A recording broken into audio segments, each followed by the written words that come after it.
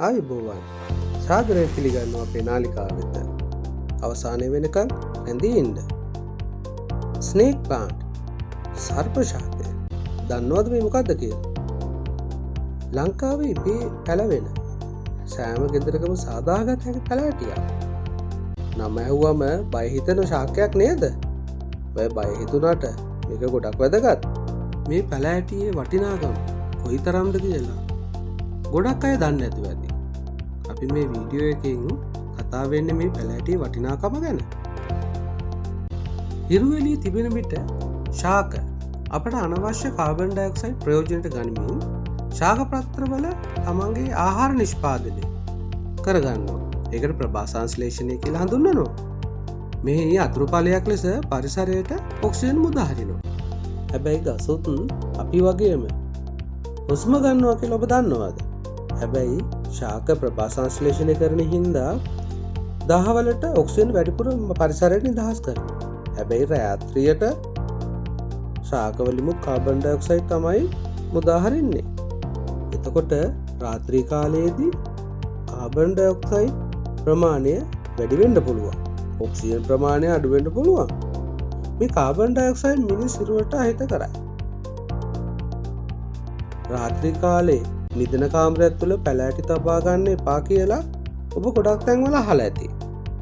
මේකට පිළියමක් නැද්ද? මේකට තියෙන හොඳම පිළියම තමයි ස්නේක් ප්ලාන්ට් සර්ප ශාකය. මේ ශාකය සම්බන්ධයෙන් අප බිය යුතු නොවන්නේ ඇයි? මේකට හේතුව තමයි මෙම ශාකය දවසේ පැය 24 පුරාම ඔක්සිජන් පරිසරයට මුදා හැරීම. අනිත් ශාක රැට නිදාගෙන ප්‍රභාසංශ්ලේෂණය නොකර හිටියත් ස්නේක් ප්ලාන්ට් රාත්‍රී කාලයේදී පරිසරයට ඔක්සිජන් වායුව මුදා හරිනවා.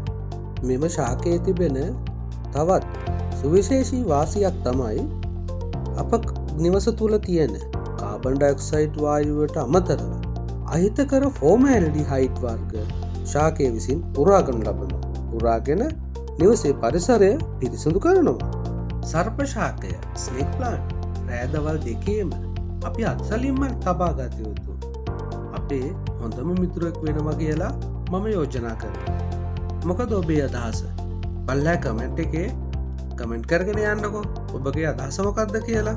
දිවා රෑ දෙකේදී අපිට සෙත් සලසන ස්නේක් ප්ලාන්ට් වගේ මිතුරු ශාක තව කිහිපයක්ම තියෙනවා. උදාහරණ විදියට මදුරුතලා, කෝමාරිකා, මනි ප්ලාන්ට් වගේ ශාක. ඉදිරියේදී අපි ඒ ගැන එමිට කතා කරමු. අද සර්ප පැලෑටිය ගැන අපි ගොඩක් දේවල් ඉගෙන ගත්තා. ඔයාලත් පුළුවන් නම් තමන්ගේ ගෙදරට මේ ස්නේක් ප්ලාන්ට් එකක් ගෙනියන්න. තමන්ට වගේම තමන්ගේ පවුලේ අයට පිරිසිදු වාතය නිවස තුළ රඳවා ගන්න. අපේ වීඩියෝ එක හොඳයි කියලා හිතනවා නම් ලයික් එකක් කමෙන්ට් එකක් දාන්න අමතක කරන්න එපා. අපේ නාලිකාව සබ්ස්ක්‍රයිබ් කරලා බෙල් අයිකන් එක ඕල් දාලා තිබ්බොත් දිගටම මේ වගේ වීඩියෝ බලා ගන්න පුළුවන්. සුබ දවසක්.